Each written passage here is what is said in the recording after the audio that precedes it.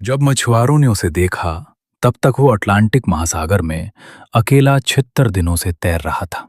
उसका वजन 18 किलो कम हो चुका था। पूरा शरीर खारे पानी के छालों से भरा था। वो खड़ा भी नहीं हो पा रहा था।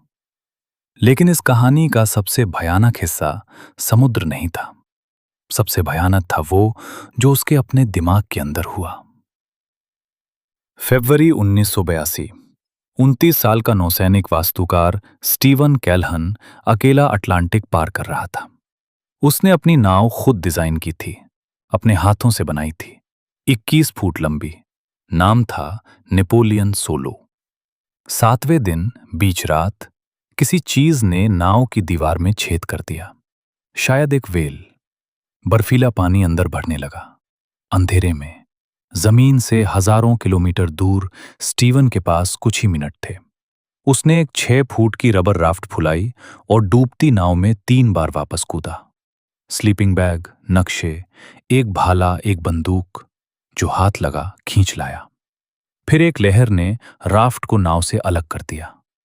स्टीवन कैल्हन अकेला था, अटलांटिक के बीचों बीच, और दुनिया में किसी को पता नहीं था कि वो वहां है।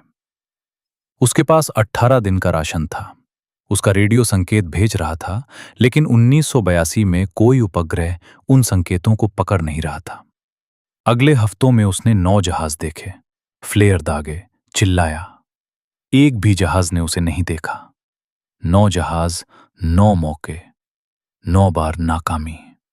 तभी उसे समझ आया, कोई नहीं आएगा। अगर जीना है तो अकेले जीना होगा। उसने राफ्ट को जीवन रक्षा केंद्र बना दिया। तिरपाल से बारिश का पानी पकड़ा, भाला बंदूक से डोराडो मछलियां पकड़ी, पेंसिल से एक कच्चा दिशा सूचक यंत्र बनाया। लेकिन धूप उसे तबाह कर रही थी। त्वचा फट चुकी थी, पानी खत्म हो चुका था और निर्जलीकरण धीरे धीरे नहीं मारता, पहले ये दिमाग छीन लेता है। 50वें दिन के आसपास उसका व्यक्तित्व 2 हिस्सों में बट गया। ये कोई कल्पना नहीं थी। उसने बाद में बताया कि राफ्ट में 2 अलग इंसान रहते थे।